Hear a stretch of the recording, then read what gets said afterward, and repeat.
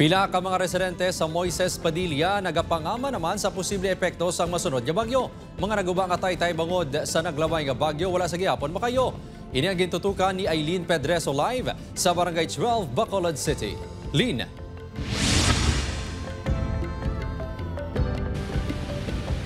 Kim, wala pa man nakabangon sa epekto sa mga nag-agi nga bagyo, panibag-o naman nga bagyo sini nga Disyembre ang ginapanghandaan sa mga residente sa Negros Occidental, ilabi na sang banwa sang Moises Padilla.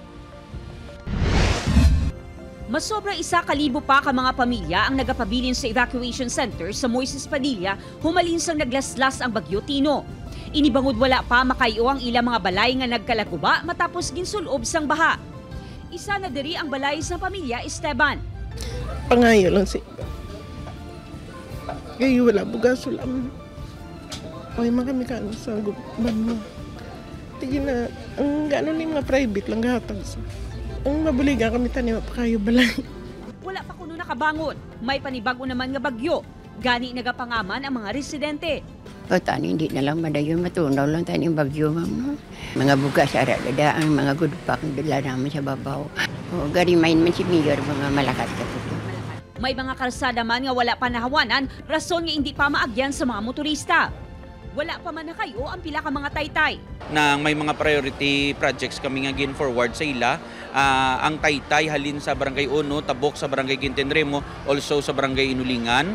Ang taytay nga tabok halin sa Barangay Makagay, tabok sa Barangay Montilla. Kiinas ang aga, nahatagan sang paglaom ang mga residente nga liwat nga makabangon matapos makabaton sang bulig halin sa GMA Kapuso Foundation kag Philippine Army. Ang amon mga gamit nagkalaanod din tanan.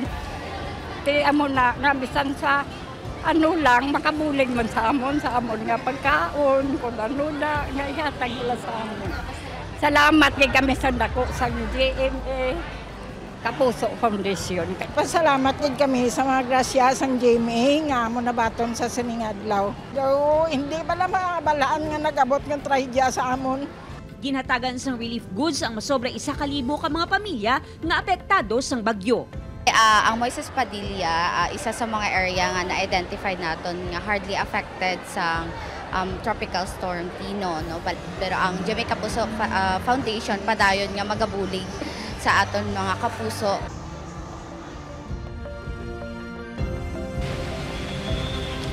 Sa karon gipaidalom na sa red alert status ang bilog nga probinsya sa Negros Occidental bangod sa bagyo Wilma.